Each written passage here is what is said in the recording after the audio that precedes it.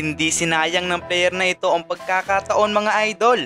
Nagpakitang gilas agad sa Lakers. 8 straight points pa naman ang ginawa. Mainit din sa game na ito si Rui Hachimura.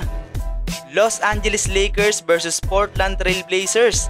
Second back-to-back game to ng Lakers ngayong season mga idol. Pero pilay ang lineup ng LA ngayon dahil hindi maglalaro sina Luka Doncic at Austin Reeves habang sina LBJ, Maxi Kleber at Gabe Vincent ay out pa din due to injury.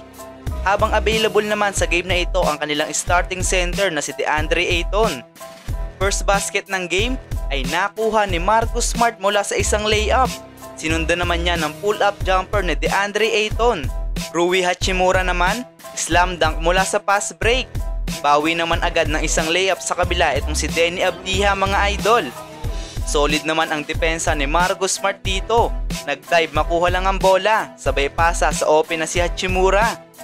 Matapos yan, nakuha na ng Portland ang kalamangan mula sa tres na ito at slam dunk ni Robert Williams. DeAndre Ayton naman, follow-up dunk mula sa miss shot ni Jake LaRavia. Pero itong Portland mga idol ay nakuha na ang 5-point lead mula sa tres ni Deni Avdija. Kaya naman, natapos ang first quarter na hawak ng Portland ang lead. May 8 points na si Ayton at may tig 6 points naman si Hachimura at Dalton Knecht.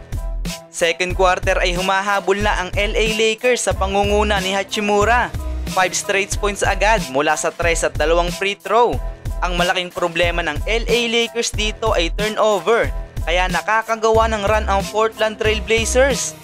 Matapos yan, ay gumawa ng 10-0 run ang Lakers para maibaba nila sa single digit ang kanilang hinahabol. Ito namang bagong player ng LA Lakers ay nagpapakilala. 8 straight points kaagad ang ginawa. Una itong layup sabay sinundan agad ng dalawang 3 points. Dahil sa kanya ay naidikit pa ng LA Lakers ang laban at natapos ang second half sa score na 53-52. Lamang lang ng 1 point ang Blazers. May 18 points na dyan si Rui Hachimura, 13 points naman kay DeAndre Ayton at 8 points naman para kay Nick Smith Jr. Ano ba ang masasabi nyo sa bagong player ng Lakers na ito mga idol? Solid ba?